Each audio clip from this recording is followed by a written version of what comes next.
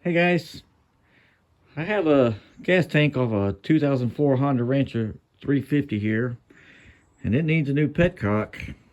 And when I tried loosening the two bolts holding the petcock in, they wouldn't come loose, even with an impact driver. The bolts would spin, and the only thing happening was these threaded inserts were just spinning inside the gas tank. So this thing's severely damaged. It barely flows any fuel. It doesn't shut the fuel off in the off position, and it has a constant drip of gas out of this seal on right on top of the exhaust pipe and the engine. So this has to be replaced. What do I do? The internet suggestions were either replace the entire gas tank or pry up on this valve while you're spinning that bolt with your impact driver and melting these two inserts out of the gas tank, which means afterwards you got to come back and epoxy them back into place. Okay, so this just seems like all kinds of problems can go wrong with this. And as you can see, I did not do that. I removed both of these bolts without destroying my gas tank. Okay, and this was not easy. It's not fun, but a lot less damaging. And what I did was I drilled the head off of those two bolts. Okay, I flattened off the top of that bolt because it's kind of rounded on top, and I marked it with a center punch, and then I used a 3/32, 5/32, a 3/16, and finally a 1/4 inch bolt got me through the head of this. Okay, once these two heads were off, pulled the petcock out and the two bushings that go through it, and the two remaining studs just twisted out with my fingers. Okay, it came right out. All right, so to me, there's a whole lot less problems you're going to face in the future if you'll do this. It's not fun. Don't get me wrong, it's not fun trying to hold on to this gas tank and drill those holes through these hardened steel bolts. But you can see what I ended up with. Still a very good condition gas tank. The only thing you're going to find at this point is you may see these inserts are twisted.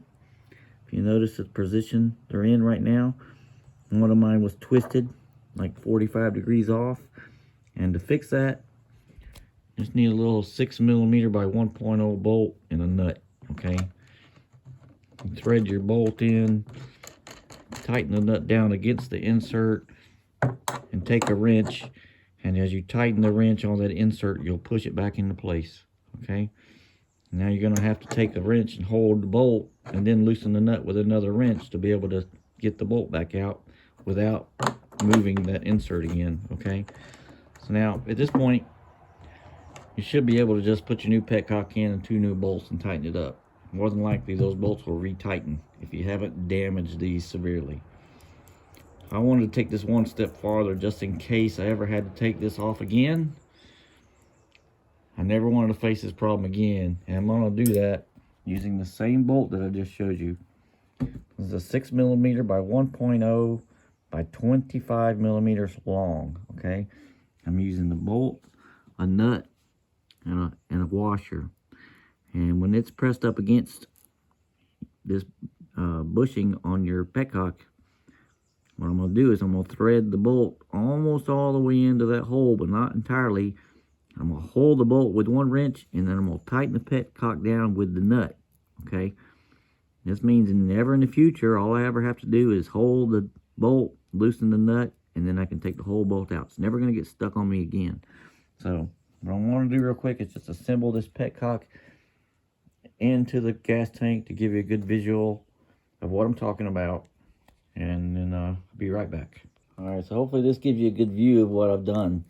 These bolts are not threaded all the way down tight into that insert. Okay, they're most of the way down in there, but not all the way and not tight.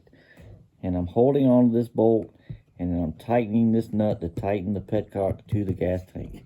This is not coming off. This is extremely tight. Okay, this will allow me to take this off in the future. And as you can see, it's not in the way of my fuel line connection here or anything. So plenty of room under this gas tank. Not going to interfere with anything. And to me, this is a much better solution for this problem than melting out those inserts. Okay, a lot less. I don't know. I feel a lot safer about this as far as not having future leaks. So, and just a reminder for everybody, we're working on a gas tank here. Okay, I emptied every bit of gas out of this tank and I filled it completely full of water before I started doing any of this. All right. Some old junky four-wheeler is not worth blowing myself up, okay, from a fire or burning down my house. It's not worth it. So take your precautions. Don't mess around with it. And verify 100% when you're done this is not leaking, okay? So hope this helps some people out that face this problem. It's a really difficult to solve one, and I think this is a real good solution. So appreciate everybody watching, and I'll see you next time.